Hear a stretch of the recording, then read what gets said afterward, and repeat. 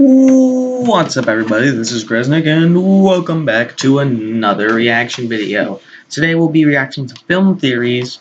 Emesis Blue is more disturbing than you think. Now, I have watched Emesis Blue. It is an amazing movie. YouTube movie. I don't really know. Indie movie, I guess. Well, it's really good. Very good. Go watch it. I'm pretty surprised Film Theory's doing a video on this. I don't know why. As always, go like and subscribe to Film Theory and myself, and let's get into this. Emesis Blue is one of the best written, most engaging mysteries I've ever seen on YouTube. Yes. What might seem on the surface like a terrifying horror fan film is actually a deep, introspective look at what it means to be alive and whether sometimes you might be better off dead. Yes. Hello Internet, welcome to Film Theory, the show that knows that a lot of you have been waiting for this theory for longer than you think. Yeah, today we are finally talking about a movie called Emesis Blue, one of the coolest projects I've ever seen from independent creators here on YouTube. Yeah, this is an entire movie made by a channel called Fortress Films, released right here on this website for free. You guys recommended this one a lot, and you know what? This is one of those situations where I should have done this one way sooner because there's just so much to dig into here. But I'm getting way ahead of myself. So what even good. is this? Emesis Blue is what is known as a machinima. That's basically an entire film made within a video game. Have you ever seen a show like Red vs. Blue, or a funny clip of a gaming character doing something that absolutely did not happen in their game? That was likely a machinima. In this case, Emesis Blue was created using a software called Source Filmmaker, created by video game company Valve Software. Have you ever bought a game on your computer from Steam, or played a Half-Life, Portal, or Left 4 Dead game? That was Valve, and in 2012 they released Source Filmmaker, their internal software for making video game trailers to the public. Fun fact, Skibidi Toilet was also done in Source Filmmaker, though I think what Fortress Films is doing here is probably just a little bit more impressive. Basically, they've taken the characters and world of Valve's multiplayer shooter, Team Fortress 2, and straight up made a movie out of it.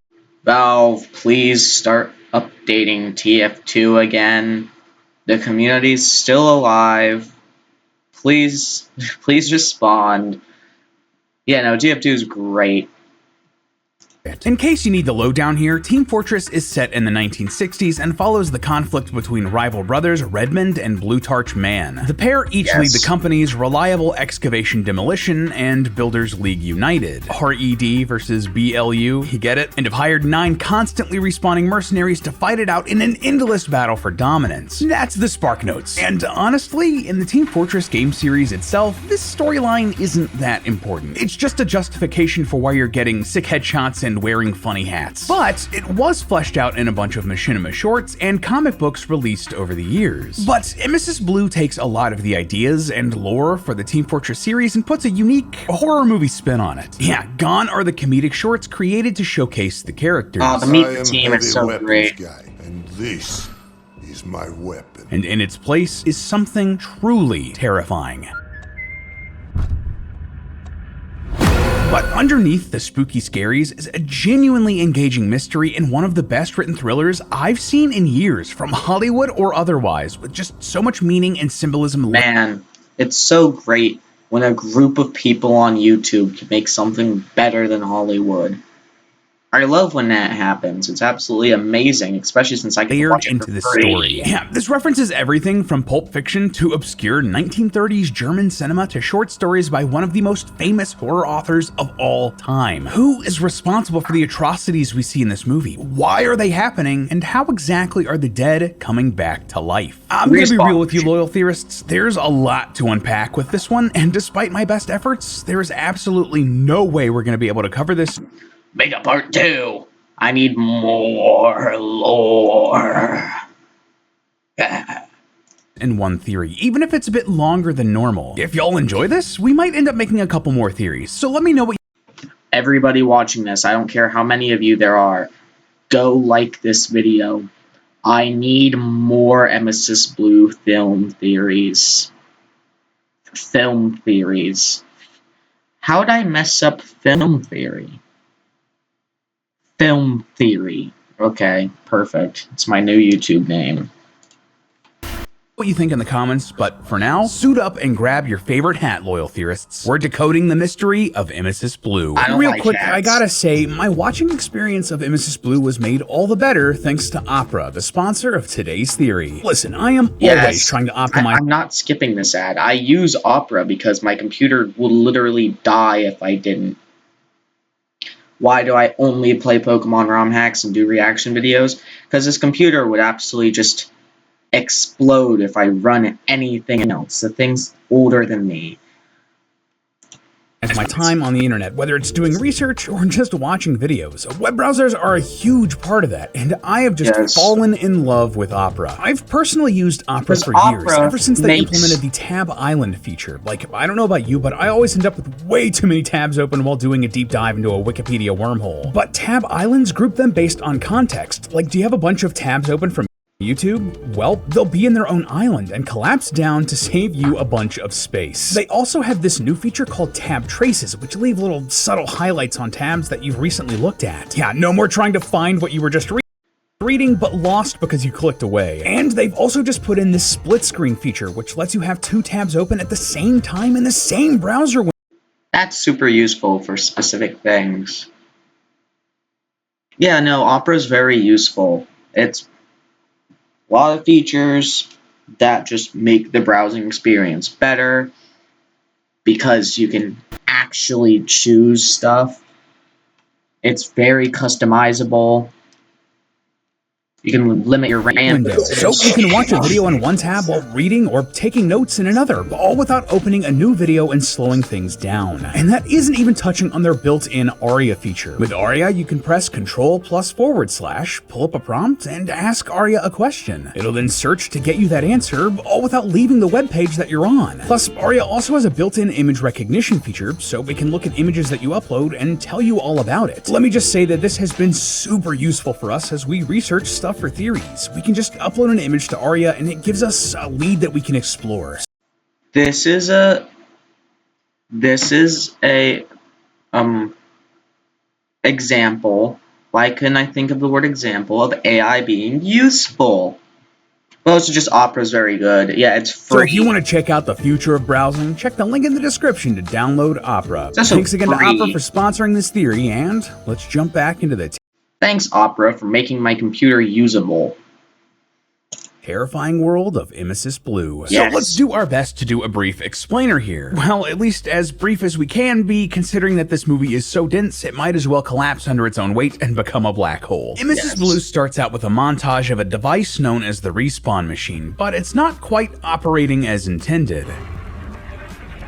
A machine that controls life and death and starts going wrong. I wonder if this is going to be a problem at all. Anyway, we then cut to a character called the Scout visiting a medic named Dr. Fritz Ludwig. I guess the Scout was real impressed by his Elden Ring streams. These two used to be mercenaries working for Blue, but Scout was let go after some accident. We actually later see a termination notice explaining exactly what happened. The respawn machine malfunctioned, damaging the Scout's brain and leaving him with an IQ of just 48. He now has to be under the constant care of a legal guardian, in this case, his mother. The Scout explains to Ludwig that he's been paranoid and having bad dreams, and Ludwig gives him a checkup before driving him home. I should note that a lot of the characters, especially Ludwig, keep having strange, unexplainable visions and dreams throughout the whole movie. It adds to this surreal horror atmosphere and is a big part of the mystery here because, well, there seems to be something truly paranormal going on here. For example, before the Scout and Ludwig leave the medical office, there's a couple of odd moments where a box of VHS tapes is mysteriously knocked over and a set of double doors are pushed open by, well, no one. Weird. Anyway, after he returns home, the Scout's mother is murdered by a creepy pyro and a mysterious second assailant that we don't see, who also kidnaps the Scout. Soon afterwards, Ludwig wakes in his office after having another freaky dream, but his hands are covered in blood. He's then told by a mysterious stranger that the Scout has been kidnapped and is being held in a building called the Conager Slaughterhouse, and that Ludwig will have to go there if he wants to save him. While all of this is happening, there's a second storyline following two other characters, the spy detective and his assistant, the soldier. The pair are investigating the kidnapping of New Mexico Governor Jules Archibald and track a heavy into an alley where he's waiting to hand off a mysterious briefcase. The three fight, and the heavy is killed, but not before a mysterious character called the Undertaker wearing a plague doctor mask steals the briefcase and escapes into a black hearse. The pair are able to track the Undertaker and the hearse down to the scene of a crime, the murder of the scout's mother, where they discover evidence that the second assailant was none other than Dr. Ludwig himself. They then investigate Ludwig's office and also follow the clues leading to the Conager slaughterhouse. Though interestingly, the hearse that the Undertaker stole has been crashed outside of the building. Ludwig sneaks into the facility where he finds and frees the scout, but the scout thinks that he's one of his captors and tries to escape. Sadly, he's quickly captured by a pair of engineers, one of whom takes the scout and painfully kills him off screen. Ludwig notices a briefcase in the room, the same one that the Undertaker stole earlier.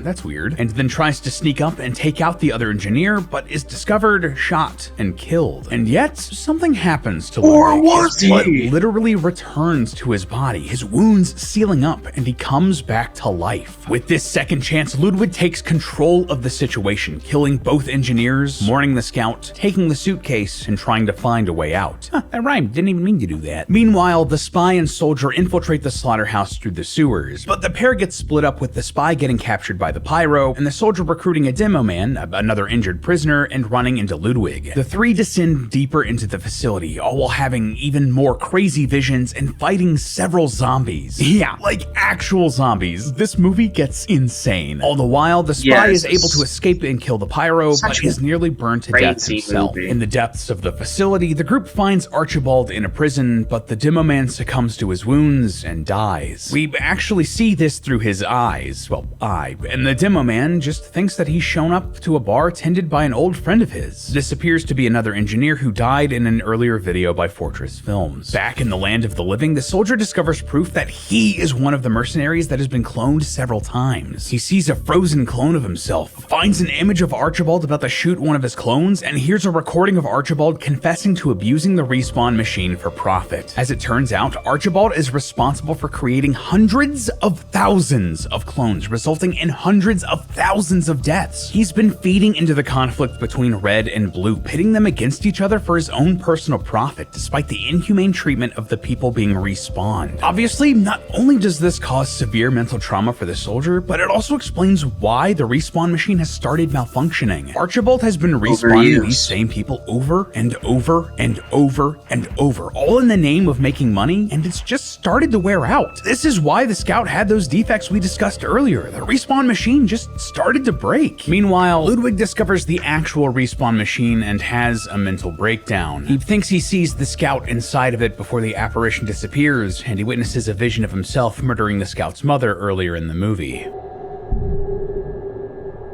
Terrifying stuff, man. It's just so effective. But even more strangely, he also witnesses a conversation between himself and the scout, and then knocks over a box of VHS tapes and tries to open a door to follow them. Remember earlier when those things happened at the beginning of the movie? It seems like there might be some legit time travel going on here, if things weren't already confusing enough. Anyway, the now horribly burned spy finds and kills Archibald, furious for the role that he's played in all of this. He then decides that he's going to take Archibald's place in the scheme and also captures both the soldier and Ludwig, planning to pin all of these deaths and murders on Ludwig himself. The three then play a round of gun gambling, which Ludwig loses and then dies. The spy then escapes with the briefcase, while the soldier finds himself in a pit full of dead clones and having even more crazy visions. At this point, it's unclear what's real, what's a weird time travel vision, and what's just straight up a hallucination. But at the end of it, the soldier is able to escape as the slaughterhouse collapses once and for all. Sometime later, a funeral is held for Archibald, with the spy giving a speech blaming Ludwig for all of the deaths that night. Interestingly, he still has that mysterious briefcase, but the real mind blow comes when a very much alive Ludwig bursts out of the coffin, kills the spy and several people attending the funeral. The Undertaker watches on as Ludwig and the soldier have a moment, realizing that they're on the same side.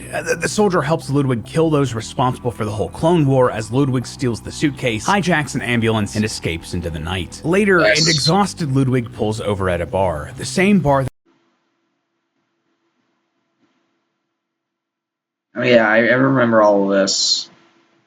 That we saw the Slowly Demo Man coming in back. earlier. In the bar, we see several characters that we know to be dead. The engineers, the scout, Archibald. Ludwig goes to the bathroom, but notices that his reflection has disappeared and a darker copy of himself stands behind him. We pull out and reveal that there is no bar. The ambulance has crashed, killing Ludwig and smashing the suitcase open, revealing a red light inside. The film ends as we zoom in on the interior of the suitcase and one last person walking out of the burning respawn machine. Finn, cue credits. Man, that was a lot. This film is just packed with. I know there's so much going on and there's so much cool stuff and it's insane. It's very insane. Very crazy movie. It's a very good movie to watch it now. Complex character motivations, literary references, and multi-layered symbolism. I tried to keep that whole "what the heck is this even about" section to a bare minimum, and there was still just so much I had to leave out for the sake of time. You have to go watch this for yourself if you want the whole story. For real, there's a reason that a lot of the explainers for this movie here on YouTube are longer than the actual film itself. All that being said, for our purposes today, I think we should try to narrow down the main mysteries that we want to solve here. First of all, what's in the suitcase that everyone wants in the movie? And secondly, who is the mysterious Undertaker? Well, as it turns out, the answers here are connected, so let me explain. Let's start out by talking about the mysterious briefcase. Now, I wish I could go on and on speculating about what's inside of it here. After all, there's a clear homage to several films that use a briefcase as a big MacGuffin, but never explains what's inside. But we actually do know exactly what's inside. The movie doesn't tell us, but the filmmakers do. See, these creators have a Patreon to support their work here with these films. Please go check it out if you have any interest in helping them continue to make just awesome work. And one of the rewards that they offered here is the screenplay they wrote for Emesis Blue. Naturally, because I want to be as thorough as possible, and because I'm certifiably insane, I backed the creators, downloaded the script, and just poured over it. And in the screenplay, they don't really treat the briefcase like a mystery at all. In fact, they're pretty upfront about what's inside. The respawn core. Basically, whatever technology was being used to power the respawn chamber, that's also inside of this briefcase. And now, all of a sudden, a lot of things make a lot more sense, right? This is why this device is so highly sought after by so many characters in this movie. It explains why the spy is holding on to it, even at the end. That makes so much sense, actually. It must, like, work in a radius. Because that has to be why a medic came back. The movie, since it would be key for him to replace Archibald in the Clone Wars scheme. And remember that scene where Ludwig was straight up shot and killed, but somehow miraculously came back to life? Well, what was in the room with him here? The respawn core. Same thing at the funeral when Ludwig popped out of the coffin. The spy had the respawn core. So easy peasy, that's one mystery solved. But how does it connect to the mysterious Undertaker? Well, to answer that, we need to discuss exactly what happens when someone respawns, because we know it's not pretty. In fact, there's something incredibly wrong about the respawn machine. We learn in the movie that they tried to make it work with tons of different people, but were only really successful with 9. But what happens to the people who aren't compatible with the respawn machine? Well, other than them outright dying, coming back deformed, or not coming back at all? Well, just take a listen to this message of someone talking about their experience inside of the respawn machine. It's longer than you think. I see the other side. And again, when the Demo Man talks to the spirit of his deceased friend. Longer than you think. It's longer than you think. I nearly jumped out of my chair when I first heard this because this is a reference to one of my favorite horror short stories ever, The Jaunt by Stephen King. See, in this story, humanity has created technology that lets us teleport, but there's one big side effect. If you teleport while conscious, you either die immediately or go crazy and then die shortly afterwards. Doesn't that sound kind of familiar? So, to avoid this, people are put to sleep with gas before teleporting. The main character of this story tells his kids about this, and when the family travels to Mars for a business trip, the son holds his breath so he isn't knocked out by the gas. And on the other side, he's gone absolutely insane. He starts clawing his eyes out, screaming, "Longer than you think! Longer than you think!" Basically, when you're teleported here and awake in this story, time works differently for your brain, and you experience way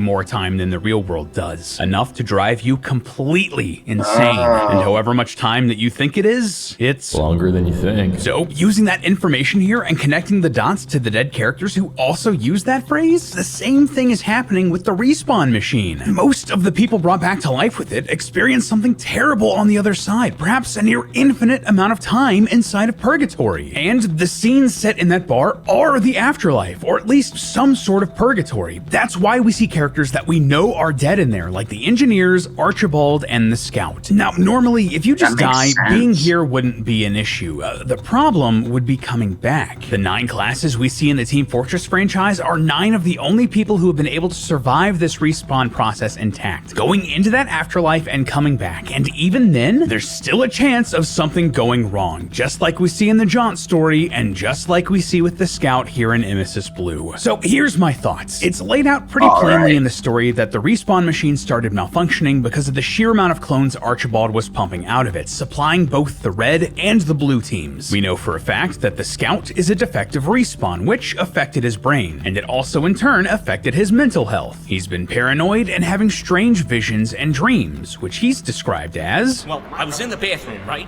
And as I was brushing my teeth, all my teeth started to fall out. Well, the scout isn't the only character to have similar strange visions. We know that the soldiers had a few, but more importantly for us right now, so has the medic. In fact, he's had an almost identical vision or dream of him spitting out teeth, exactly like the scout described. So, what if the scout isn't the only person who's come back defective? What if Ludwig did too, but his defect wasn't that his brain was damaged? What if his defect is that he had more than one set of memories? More than one personality trapped in his brain from the different people inside of him, the different teams that they were on. Ludwig is both the red and the blue medic resurrected in one body. Or at the very least, he has those 2 fighting personas inside of him, represented by the red and the blue teams. Stick with me here. First of all, we know that Ludwig is struggling with what seems like different personas in his brain. The Ludwig one, yes, but also the one that's a murderer. Secondly, we know for a fact that at least one red medic exists in this world, so there's more than one Ludwig out there. Thirdly, having those different personas explains the lost time that Ludwig seems to have, waking up and not understanding why he has bloody.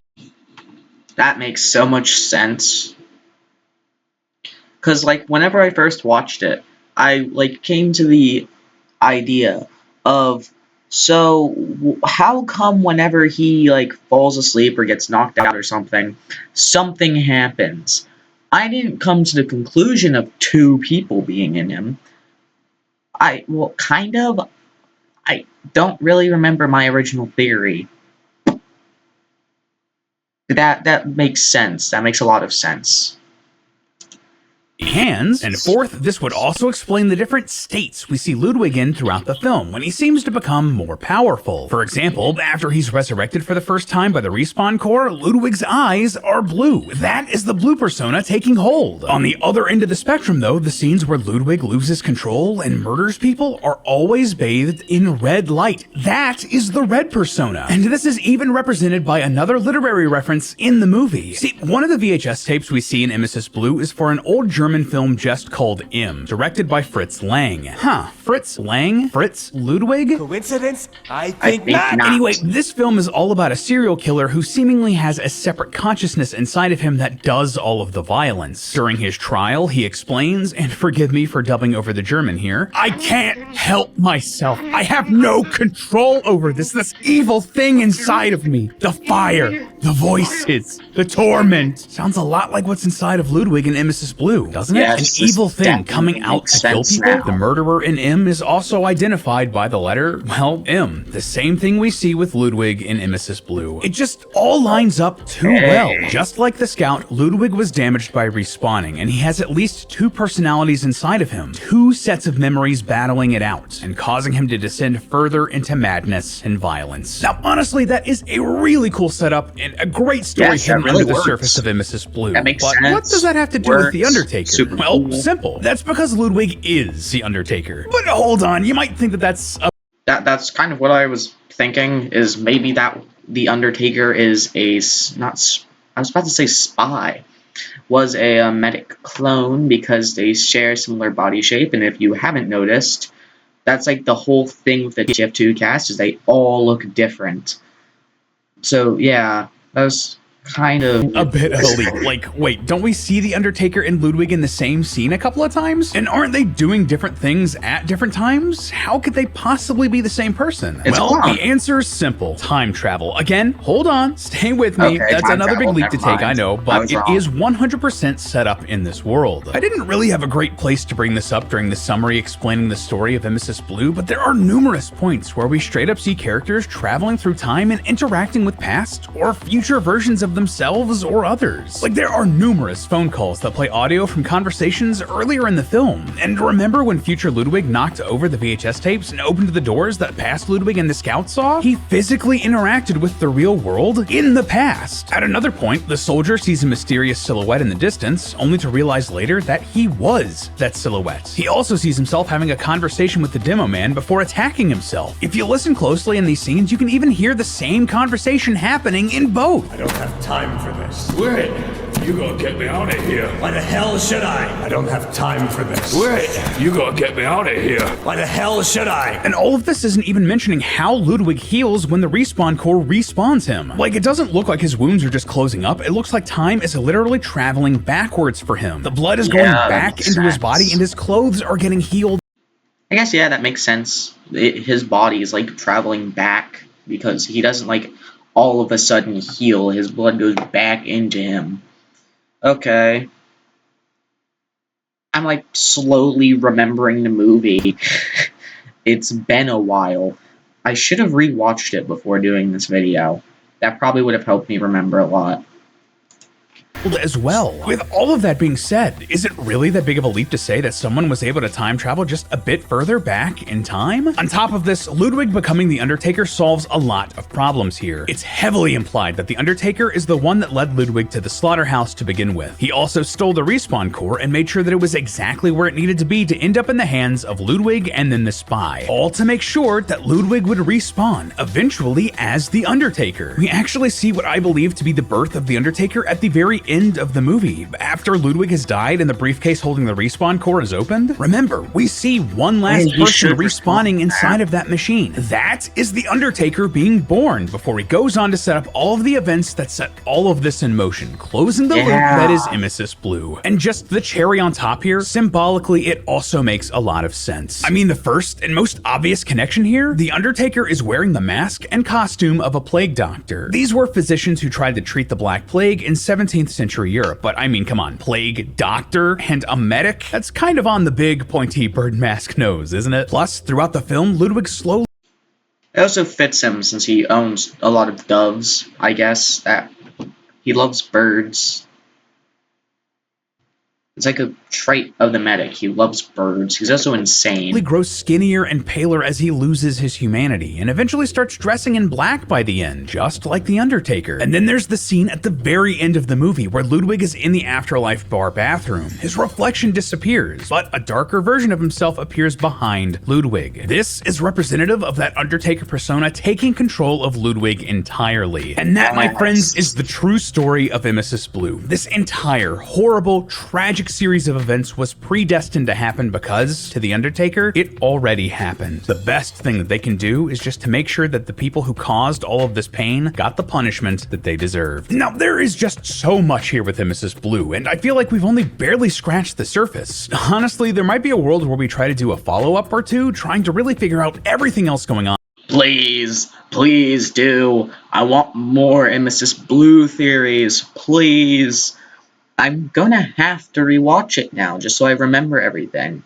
But just based off of what I remember, yes, these theories really do make sense. Especially since it was blatantly told to us that that is the respawn core.